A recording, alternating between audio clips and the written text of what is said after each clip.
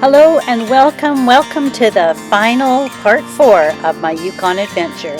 I'm going to share some great pictures of some mountain parks that I went to, saw some amazing scenery, and then I'm going to finish up. I'm going to be sharing some of my thoughts and feelings about this solo 5-week journey to the Yukon Territory has been like for me.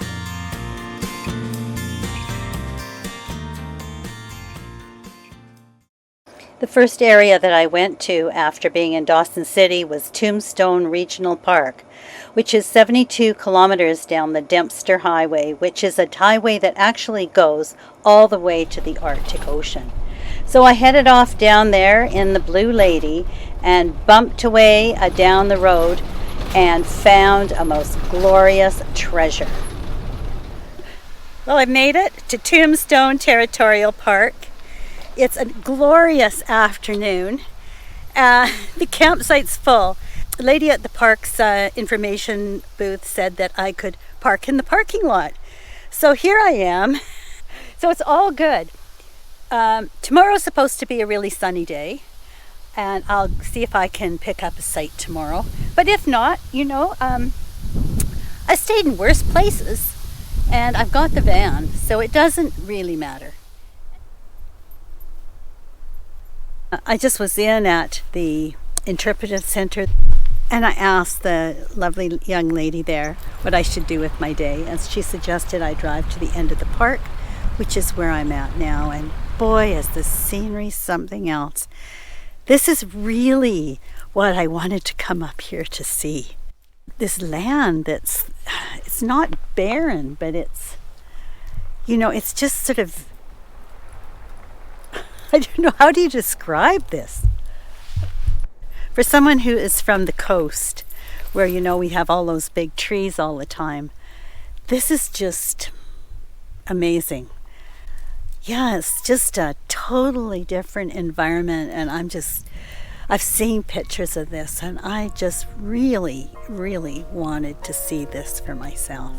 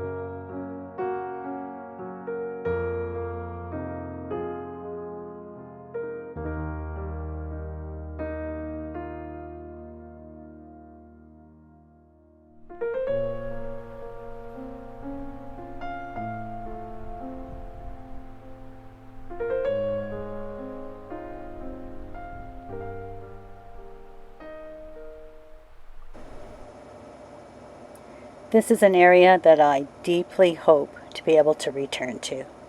It was absolutely beyond my wildest expectations.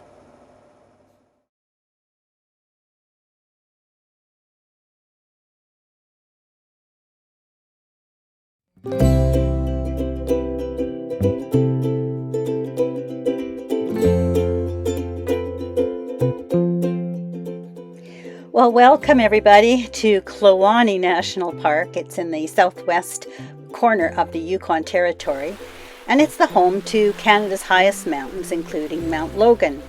There's also so many huge ice fields up here and numerous glaciers. It's just an amazing place. It's very different than Tombstone in the north, but equally as beautiful.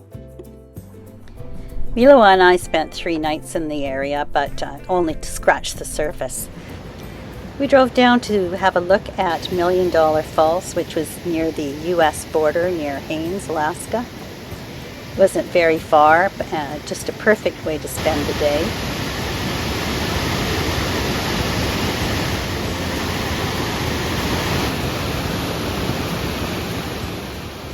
There was nothing but glorious scenery to be seen that day, as it has been almost every day of this trip. Something one never gets tired of.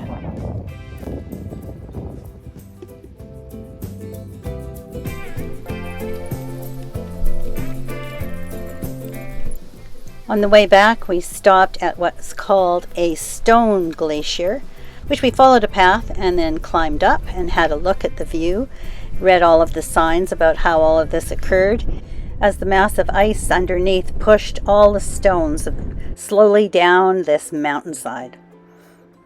Pretty impressive.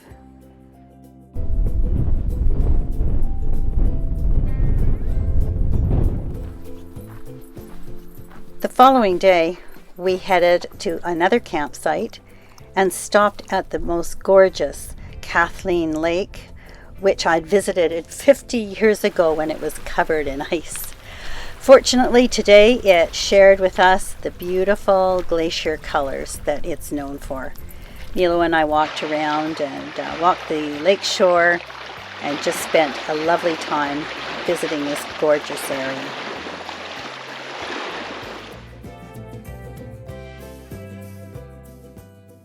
You can see that fall is starting to come in here, and the colors are starting to change. We drove out further west and came to the most glorious Kluane Lake, surrounded by mountains that towered above and just came right down to the lake shore. It was an amazing sight. As we rounded the corner, we saw what looked like a desert, but it is an estuary, I suppose, at some point, from the runoff from a river that comes through here. And look at these mountains. They're absolutely stunning. I couldn't get over it. There's evidently herds of mountain sheep that live up here and manage to scratch out a living on this very barren earth.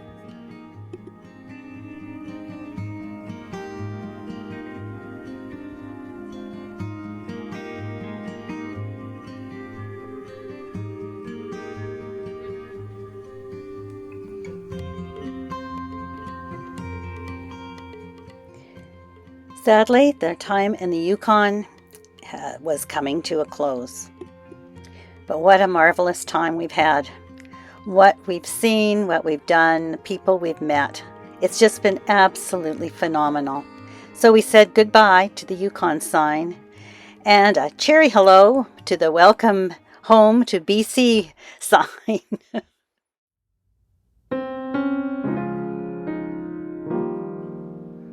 I was following the same route back home as the route that I had taken up to the Yukon. I had spent a few nights at Boya Lake and then slowly continued down the Cassiar Highway. It's a great highway, I think, to travel on. It's very scenic, very beautiful, and I did see some of the mountains on this trip. So I really enjoyed it. I decided to take my time, not take too many photos. I stopped at Kanaskan Lake, where I had never stayed before. I'd definitely go back there again. I then turned off at the Meziandan Junction towards Stewart, a small town out on the west coast, past the Bear Glacier. We spent a quiet night, walked the boardwalks out by the ocean, got a good sleep, and then headed the last few legs south. And here I am. I'm still in the Blue Lady, and I'm finishing up this video in the town of Logan Lake, where I spent the very first night of this camping trip. The further south that I went after down the Cassiar, the more smoky it got. By the time I was down to the junction and ready to turn east, I was really in the smoke. So I decided then I would just stop taking any photographs at all and just relax, get through the smoke. And even to this day, I'm still in a smoky area at Logan Lake. I think most of BC is covered in smoke at the moment from forest fires. I'm going to be leaving tomorrow to go down the number 3 highway from the Hope Princeton, it's called. And then I will be making my way towards the ferry terminal and home. So that's my plan. So now I'd like to take a few minutes just to share some of my thoughts and feelings about this 5-week journey.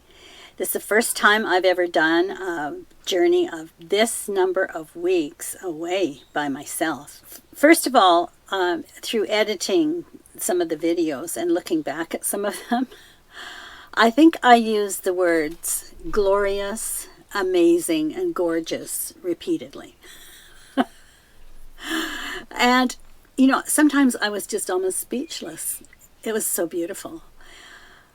So the scenery was more than I could have dreamed was possible. So how did I do being alone? I did fine. I was never lonely. It's interesting because sometimes when you're with people, you can feel lonely. But being alone can be quite a freeing and liberating state to be in. I've just enjoyed totally all this solitude. And if I wanted somebody to talk to, I could always find somebody. I was always in campsites. And when I find that the campsites that are the provincial campsites, the territorial campsites, they're incredibly friendly. And if you want someone to talk to, it's always easy to find someone. The other thing I noticed with the people is that there are so many women solo campers. I started taking note in the campsites, and there are more women traveling solo than men. There are some men, but there's more women. And a lot of them are 50 plus. So don't think you're too old for this. You're not. I also met the younger people who are camping solo, and they were just equally as delightful. Everybody I met was fabulous. I never felt threatened or afraid for 1 minute. I met some viewers, and I met many other people who to this day have no idea I have this YouTube channel. It wasn't something I was broadcasting, and they were so great. But there's a few people I'd like to give a shout out to. Okay, I've written some of them down so that I didn't forget. But some of the people I didn't know their names. The first person I met was Veet. A young man, could have been my son or daughter's age. And he actually was from somewhere around Nelson. So if anyone out there knows Veet, tell him I'm giving him a shout out and a thank you. And then there was a couple I met in a place called Teslin, which you'd have to look on the map for. It doesn't stand out. It's a pretty small place. And they were from the Nelson area too. And then there was Kara and Whitehorse, who I know is going to be a friend, who is a friend. She was so helpful. She came and she took me for a hike, and it was great. And then I went up to Dawson, and there was a lady from Juneau. And she was a really resilient woman. She had discomfort in her hips and back, and she was still going to be sleeping in her car. She comes to Canada as often as she can. I never knew her name. You're the one who has the great walking stick that I met up there. My hat's off to you. You persevere, and I hope you come back to Canada many, many more times. Then there was Patty and Amy from Manitoba, and then Ron, who I met, another Whitehorse person in another campsite at Kluane, and Janice from Vancouver Island. I met her in Kluane, and I know I'm going to meet up with Janice again. And Joanne from Fort St. James and her family, her delightful family, who were going to Kluane, and they were going to go hopefully on a helicopter trip with one of their family who has a helicopter up there. And then in Stewart, I met 2 solo travelers, young people. One was Shane, one was Vicky. You know what was really interesting is it didn't matter how old I am and how old they are. We still had so much in common. And then Kelly, who I met in Smithers. So I was never lonely. Never need to be lonely at all. Now just say a little bit about Milo and me. A while back, I asked a question on my channel. If you're traveling with the dog, is that solo camping? Now, the majority of people said yes in their estimation. It was solo. Other people said absolutely not. Well, I've done 5 weeks now with Milo, and I want to tell you, I have concluded that I am solo camping.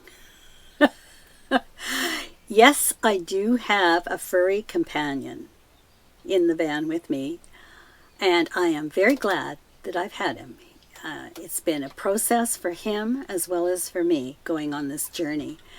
And we've had some tense times as Milo adjusted to living in a van. And yes, I'm grateful that I had him. But I sort of feel like it's a bit like if you asked a parent of a 2-year-old and you are going on a 5-week trip. Are you going on that trip with your 2-year-old? Is it a solo trip or not?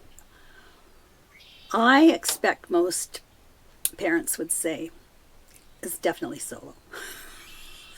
And that's kind of what this dog is like for me. He's like a 2 or 3-year-old. Can't really articulate well, but does kind of get the message across. But it's absolutely no help. It's no help at all. But he is there, and he does give me something back. But he certainly doesn't help. And he is an added responsibility. So I am solo. I have decided this is a 5-week solo camp. Yeah, Milo. I was solo. If you disagree, that's fine. But I was solo. Would I do this again? Absolutely. Would I recommend it to others to do a solo journey? I would say yes. You gain an awful lot that's perhaps a little bit, I can't really articulate very well. There is certainly a huge sense of freedom. As somebody who has always been sort of born and bred and raised to be responsible for other people, I have been responsible for Milo. But it's the first time I haven't really had to cook meals for people. I may never cook again. Sorry, Bob. Some things are just like, yeah, this has been perfect. It's also been great to be on my own because I've been doing videos. And that does take a lot of time. I can stop and, take pictures whenever I want. I spend my downtime editing. I don't have any distractions. I do have total responsibility for the running of the van, the checking of the oil, the checking the tires, everything. But I can manage that. I've learned how to do it and I can fit it in. Really recommend it, and I would absolutely do it again, especially if I was going to be doing videos. But I do it anyway. I still go solo camping. The only time I really wished I had somebody was perhaps for some longer hikes. I was reluctant to go hiking in Kluane or Tombstone by myself for very far. I did some shorter more walks than hikes. And I don't feel like I didn't see what I wanted to see. But it would have been fun to go with someone else. I just wasn't really confident in a strange land to go marching off down a trail by myself, even with Milo and my bear spray. I want to say thank you to my friends and my family who really supported me coming off on this journey by myself, who believed in me, and for Bob being not standing in my way at all. I'm also going to be happy to go back and see everybody. These kind of experiences do have a way of changing you a little bit. and hopefully for the better. I have been joyful and happy every single day for 5 weeks. Yeah, I've been fortunate. Nothing's gone wrong. I'm not home yet, but, everything has gone well. And I have not had one down moment. And a big, huge thank you to all of you who have watched, many of you, all 4 videos, and who are such great supporters of this channel. Every time I put up a video. Without your enthusiasm and knowing I'm doing this and sharing it with you and you're enjoying it and you're getting something out of it, it motivates me to do it. How can I not be motivated by all the positive comments that come on this channel? It's remarkable. It's such a positive environment. This is such a positive channel. And we all enjoy it. I enjoy it too, and there you are all just encouraging me. And thank you so much. And I'm not sure when I'm going to get out camping after I get home. But it probably won't be too long. It's just not even fall yet. So, I'll be out there eventually. But there might be a break for a while. So, thanks again. I look forward to taking you on another journey, but the next one will be kind of short. It'll be back to my overnight, night or two, and that's all good. That's way more doable. So I'll see you then.